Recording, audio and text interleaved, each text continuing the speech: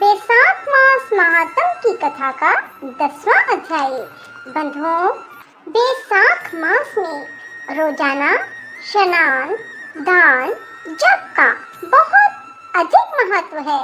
साथ ही बैसाख मास में सुबह स्नान के बाद बैसाख मास महात्म की कथा सुनना, श्रीमद् भागवत गीता सुनना और बैसाख मास की जो 2-3 कथाएं मैंने अपनी वीडियोस में अपलोड की हैं, उन सब को सुनने का बहुत अधिक महत्व है।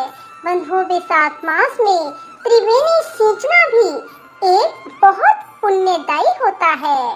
बंधुओं, यदि आपने हमारे चैनल को अब तक सब्सक्राइब नहीं किया तो जरूर करें और बेल आइकन दबाना ना भूलें, ताकि आपको हमारी आने वाली सभी वीडियोस की जानकारी सबसे पहले हो सके। बंधुओं, वीडियो को पूरी सुनने के बाद कमेंट बॉक्स में जय विष्णु भगवान, जय मां लक्ष्मी जरूर लिखें। बोलो विष्णु भगवान की जय हो। कथा को ध्यान से और एकाग्र मन होकर सुने, तभी आपको पूर्ण फल की प्राप्ति होगी। श्री शिव जी महाराज ने ब्रह्मचर्य व्रत धारण कर लिया। गंगा तट पर एक वृक्ष के नीचे तप करने लगे। दक्ष की पुत्री पतिव्रता सती ने राजा हिमाचल के घर उसकी स्त्री मेनका के गर्भ से पार्वती के रूप में जन्म लिया। वहीं पर उनका पालन पोषण होने लगा। इसी समय तारकासुर नाम का एक राक्षस उत्पन्न हुआ, जिसने महातप करके ब्रह्मा को प्रसन्न किया और ब्रह्मा जी से यह वरदान पा लिया कि वह देवता, राक्षस, नाग, मनुष्य किसी से नहीं मरेगा। इस प्रकार के आयुध, अस्त्र शस्त्र से नहीं मरेगा, परंतु किसी रुद्र भगवान के पुत्र से तेरी मृत्यु होगी। राक्षस ने सोचा, जब शिव जी के स्त्री ही नहीं तो पुत्र कहाँ से होगा, फिर मृत्यु ही कैसे होगी। इस कारण कह दिया, तथास्तु। ऐसा वर पाकर तारकासुर ने सबको दुख देना आरंभ कर दिया। देवताओं को अपना दास बना लिया और देवांगनाओं को दासी। इस प्रकार जब देवता अत्यंत दुखी हो गए तो वे ब्रह्मा जी के पास पहुँचे। ब्रह्मा जी ने उनके दुख को सुनकर कहा, वर देते समय हमने उस राक्षस को कहा था कि उसकी मृत्यु शिव के पुत्र के हाथ से है, अतः सिवाय रुद्र के पुत्र के उसकी मृत्यु और किसी उपाय से नहीं होगी। इसलिए ऐसा उपाय करना चाहिए कि शिव की स्त्री सती ने दक्ष के यज्ञ में अपने प्राण दिए थे। अब उसने पार्वती के रूप में हिमाचल के घर जन्म लिया है, परंतु रुद्र भगवान हिमाचल के शिखर पर घोर तप कर रहे हैं। सो ऐसा उपाय करना चाहिए जिससे रुद्र का पार्वती के साथ पानी ग्रहण हो जाए। तब सब देवताओं ने इंद्र सहित अमरावतीपुरी में जाकर गुरु बृहस्पति जी से सलाह ली और फिर इंद्र ने अपने कार्य की सिद्धि के लिए नारद तथा कामदेव को बुलाया और उनसे कहा कि वह हिमाचल के घर जाकर उनको समझाए कि पहले जन्म में दक्ष की पुत्री श्री शिव जी की पत्नी अब पार्वती के रूप में तुम्हारी पुत्री हुई है। सती के वियोग में श्री महादेव जी तुम्हारे शिखर पर तप कर रहे हैं, इसलिए तुम अपनी कन्या का विवाह उनसे कर दो, जिससे वह जाकर उनकी सेवा कर सके, वही उसके पति होंगे। इंद्र की आज्ञा पाकर नारद जी को जैसा समझाया था वैसा ही करने के लिए चले गए और फिर इंद्र ने कामदेव को बुलाया कि सब देवताओं के हित के लिए तुम बसंत ऋतु के सहित तपोवन में जहाँ रुद्र तपस्या कर रहे हैं जाओ और वहाँ पर बसंत का विस्तार करो। जब पार्वती जी वहाँ पहुँच जाए तब धनुष चढ़ाकर ऐसा बाण मारो कि शिव जी मोहित हो जाएं। उनका संगम होने पर सब कार्य अवश्य पूरे हो जाएंगे। कामदेव ने ऐसी आज्ञा पाकर रति को सांस लेकर तपोवन में बसंत ऋतु का प्रसार किया। उस समय श्री महादेव जी के पास उनकी सेवा करने के लिए पार्वती जी बैठी हुई थी कि तभी कामदेव ने पीछे की तरफ से वृक्ष की ओट में होकर शिव को बाण मारा तो शिव जी का मन चलायमान हो गया। कामदेव दूसरा बाण चलाने वाला ही था। शिव को यह विचार उत्पन्न हुआ कि उनके मन का चंचल होने का क्या कारण है। और जब उन्होंने चारों तरफ देखा तो कामदेव दिखाई दिया।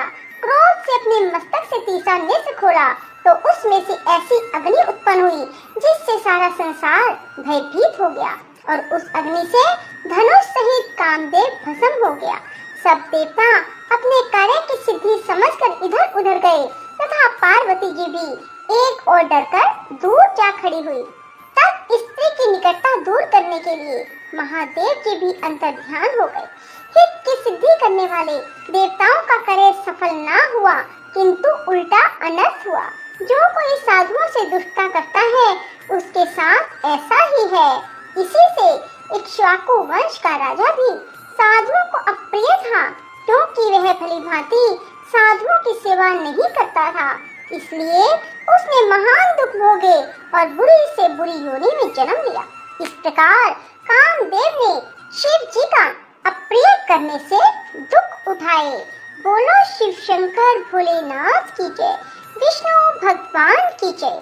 बैसाख मास महात्म की कथा का 11वां अध्याय। राजा मैथिल ने पूछा, जब कामदेव भस्म हो गया फिर उसकी उत्पत्ति कैसे हुई? श्रुतदेव कहने लगे, यह कथा स्वामी कार्तिक के जन्म की है जो यश और पुण्य देने वाली है। जब महादेव जी ने कामदेव को जला दिया तो उसकी स्त्री रति अपने पति को भस्म हुआ देखकर शोक से मूर्छित हो गई। जब 2 घड़ी पश्चात उसकी मूर्छा गई तो अत्यंत विलाप करने लगी जिससे सारा तपोवन दुखमय हो गया। अब रति ने चिता में जलकर शरीर त्याग देने का विचार किया और पति के मित्र बसंत को पति की अंतिम क्रिया करने को बुलाया। जब तक वह चिता बना रही थी कि बसंत भी आ गया। वह रति को देख अति दुखित हो रति को समझाने लगी और कहने लगी कि आत्मघात करना उचित नहीं तथा धर्म से विपरीत है। जब बसंत ने उसके शरीर त्यागने का विचार दृढ़ देखा तो नदी के किनारे चिता बनाई और रति गंगा में स्नान कर सब इंद्रियों को रोक और मन को आत्मा में लीन करके चिता पर चढ़ने को तैयार हो गई।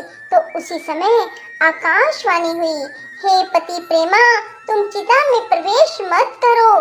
तुम्हारा पति महादेव जी और कृष्ण भगवान से उत्पन्न होगा। इस प्रकार कर्म से 2 जन्म होंगे। दूसरे जन्म में श्री कृष्ण से रुक्मिणी के गर्भ से प्रद्युम्न रूप में उत्पन्न होगा तो ब्रह्मा के श्राप से शंबर नामक राक्षस के घर में निवास करेगी। वही तेरा पति प्रद्युम्न तुमको प्राप्त होगा। इतना कहकर आकाशवाणी समाप्त हो गई। जब रति ने आकाशवाणी सुनी तो उसने चिता में प्रवेश नहीं किया। फिर जिनके कार्य की सिद्धि के लिए श्री शिव जी ने कामदेव को भस्म कर दिया था उन सब देवताओं ने बृहस्पति, इंद्र और अग्नि को आगे करके रति को वरदान दिया कि आज से तेरा पति अनंग कहलाएगा और अंग वाले की तरह मरा हुआ भी दिखाई देगा। फिर कहने लगे, पूर्व काल में तेरा पति सुंदर नाम का राजा था। उस जन्म में भी तुम इसकी पत्नी थी, परंतु रज संकर कारिणी होने के कारण तुम्हारी यह दशा हुई। अब बैसाख मास में मंदाकिनी नामक नदी में स्नान करके मधुसूदन भगवान का पूजन तथा उनकी दिव्य कथा सुनने से तुम्हारा पति अवश्य तुमको मिल जाएगा। रति को इस प्रकार वरदान देकर सब देवता अपने अपने स्थान को चले गए और रति ने भी क्लेश से निवृत्त होकर मेष की संक्रांति में गंगा स्नान कर पवित्रता से अक्षुण शयन व्रत को धारण किया। इस व्रत को करने से उसको उसी समय कामदेव दिखाई दिया। उसने बैसाख मास में कर्तव्य धर्म नहीं किया था, इसी कारण परमात्मा का पुत्र होने पर भी अंगहीन हुआ। श्रुतदेव कहने लगे, जब महादेव पार्वती के सन्मुख खड़े हुए अंतर्ध्यान हो गए तो पार्वती जी खड़ी रह गई और सोचने लगी अब क्या किया जाए। तब उनके पिता हिमाचल उन्हें घर ले गए, परंतु पार्वती श्री शिव जी के गुणों पर इतनी मुग्ध हो गई कि उन्होंने अपने मन में यही ठान लिया कि श्री शिव जी ही मेरे पति होंगे और वह अपने माता पिता के समझाने पर भी कुछ विचार कर श्री शिव जी की मूर्ति को अपने मन में धारण करके गंगा तट पर जाकर घोर तप करने लगे। भोजन आदि छोड़कर तप करते करते बड़ी बड़ी जटाएं उनके सिर पर हो गई। इस प्रकार 1000 वर्ष तक शिव जी की आराधना करती रही। एक दिन सायंकाल के समय श्री महादेव जी पार्वती जी की परीक्षा करने के लिए ब्रह्मचारी वेश धारण कर उनकी परम कुटी में आकर उनकी अचल भक्ति देखकर कहने लगे, हे भद्रे, जो तुम्हारे मन में हो वरदान मांगो। तब पार्वती जी कहने लगी, मैं यही वरदान मांगती हूँ कि आप मेरे पति हो। तथास्तु कहकर श्री शिव जी ने सप्त ऋषियों को बुलाया और उपस्थित होने पर उन्हें आज्ञा दी कि तुम हिमाचल के पास जाकर विवाह का प्रस्ताव करो। सातों ब्रह्मवादी ऋषि चारों तरफ प्रकाश करते हुए आकाश मार्ग से हिमाचल के घर पहुँचे। राजा ने उनका यथोचित पूजन आदि से सत्कार किया। तब ऋषियों ने कहा, हे राजा हिमाचल, तेरी कन्या पार्वती पहले दक्ष की कन्या सती थी, जिसने अपने पिता के यज्ञ कुंड में गिरकर अपने प्राण त्याग दिए थे। इनका पानी ग्रहण करने के योग्य सिवाय शिव के और कोई नहीं, इसलिए तुम अपनी कन्या का विवाह श्री शिव जी के साथ कर दो। तब हिमाचल ने कहा, मेरी कन्या ने तो छाल के वस्त्र पहनकर गंगा तट पर शिव जी के साथ विवाह करने के लिए अनशन व्रत धारण किया हुआ है, तो उसकी मनोकामना पूर्ण हुई। आप महादेव जी को जाकर कह दे कि मैं प्रीति पूर्वक अपनी कन्या उनके अर्पण कर चुका, आप उसको अंगीकार कीजिए। उधर सप्त ऋषि श्री महादेव जी के पास पहुँचे और विवाह निश्चित तिथि पर लक्ष्मी आदि सब देवियों और विष्णु आदि सब देवताओं के समक्ष विवाह हुआ। जब शिव जी पार्वती के संग नित्य रमन करते रहे, परंतु गर्भ स्थिति न हुई तो देवताओं को अति चिंता हुई। सब इसके कारण को सोचने लगे। फिर विचार कर अग्निदेव को बुलाया और उनको समझाया, जिस समय महादेव जी रमन कर चुके तो तुम उनके सामने चले जाना। पार्वती तुमको देखकर लज्जा के मारे वहाँ से हट जाएगी। तुम शिव जी को अपनी बातों में लगा लेना और शिष्य समान बहुत से प्रश्न करना। समय लग जाने पर पार्वती जी की गर्भ स्थिति हो जाएगी। अग्निदेव ने ऐसा ही किया और रमन के समय वहाँ पहुँच जाने से पार्वती लज्जा के मारे रमन छोड़ एक तरफ हो गई। शिव जी महाराज को ऐसे समय अग्निदेव का आना बहुत बुरा लगा। उन्होंने शाप दिया कि मेरा वीर्य तुम्हारे मुख द्वार से तुम्हारे उदर में ग्रहण कर लिया और 10 महीने बीत जाने पर उस तेज वीर्य को गंगा जी में डाल दिया। गंगा जी भी उनको सहन ना कर सकी और उसको सरकंडों में फेंक दिया। वहाँ पर उसके 6 भाग हो गए। तब ब्रह्मा जी ने 6 कृतिकाओं को भेजा।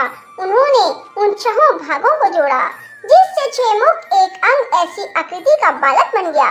वह बहुत दिनों तक उन सरकंडों में पड़ा रहा। एक दिन श्री महादेव जी और पार्वती जी बैल पर चढ़े जा रहे थे। सहसा पार्वती के स्तनों से दूध की धारा बहने लगी। तब पार्वती जी ने महादेव जी से इसका कारण पूछा तो श्री महादेव जी बोले, देवी, मैं इसका कारण कहता हूँ। देखो, यह पास में तुम्हारा पुत्र पड़ा हुआ है। फिर महादेव जी ने पिछली सारी कथा पार्वती जी को सुनाई और कहा, उसी को देखकर तुम्हारे स्तनों से दूध आ गया, क्योंकि वह तुम्हारा पुत्र है। महादेव जी की यह बात सुनकर पार्वती जी ने उस बालक को उठा लिया और अपनी गोदी में बिठाकर उनको अपने स्तनों से दूध पिलाया। इस प्रकार पार्वती जी पुत्र स्नेह से मुग्ध होकर उसको कैलाश में ले गई और उनका लालन पोषण करने लगी। शुद्धदेव जी कहने लगे, राजन, यह कुमार के जन्म की कथा मैंने तुमसे कही। बोलो शिव शंकर भोलेनाथ की।